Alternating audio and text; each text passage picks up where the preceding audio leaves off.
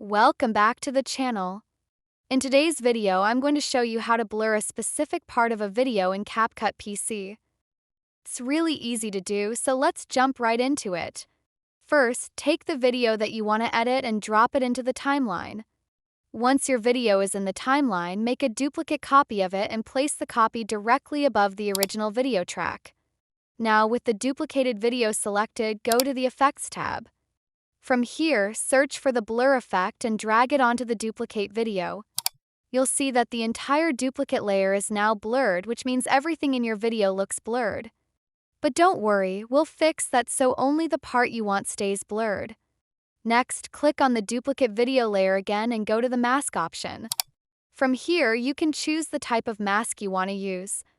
A circle mask works really well for blurring a face, but you can also use other shapes depending on your needs.